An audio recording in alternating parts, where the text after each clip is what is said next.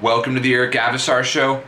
Liverpool Football Club continues to cement its place as the best team in world football, hands down, beating Newcastle United 3-1 at Anfield to avoid the post-international break hangover that Manchester City suffered today. It seemed like a hangover for Liverpool, though, was imminent when the Reds gave up an early goal that was avoidable to Jetro Willems, in which Trent Alexander-Arnold did not do a good enough job of closing him down. But to be fair to Trent, he did a much better job as the game went along, especially in an attacking sense. Now, for those of you who are watching who support Liverpool, think about how you felt when Liverpool conceded. Now compare that feeling to when Liverpool conceded, let's say, 3, 4, even 5 years ago. It's a completely different sensation. There was never any doubt that Liverpool were going to get back into this game to deliver the goods, to break down the inevitably parked bus that Newcastle was going to play tactically under Steve Bruce. And Sadio Mane delivered an absolutely brilliant finish to equalize in the first half. That finish was made possible by Bobby Firmino. Our number 9, give him the ball and he'll score every time. Better yet, he'll make sure Sadio and Mo score every time. That's the beauty of Roberto Firmino, the rightful man of the match. He never cares who scores. He never cares who gets the credit. He is all about winning. His decision making, his movement and mentality could not be any more incredible at this moment in time.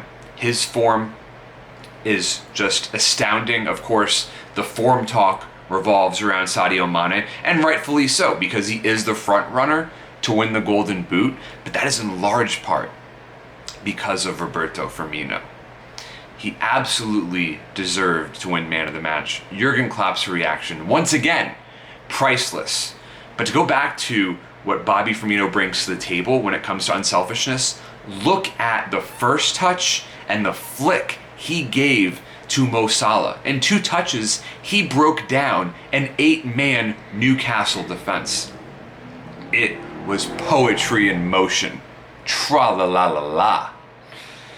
The man who really grabbed the game by the scruff of the neck in terms of midfield, you guessed it, Fabinho.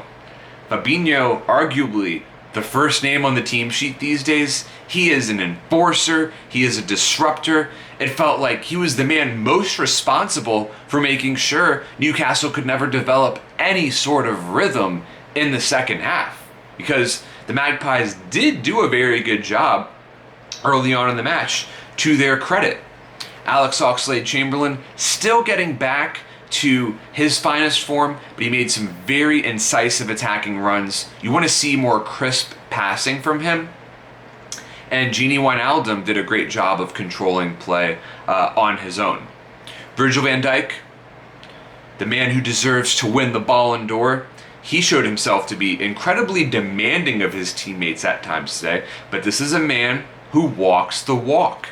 He backed it up with his own play to shut down the physically imposing Joelinton. The Reds are now the first ever team to win 14 straight English Premier League matches in which they scored more than 1 goal in each game.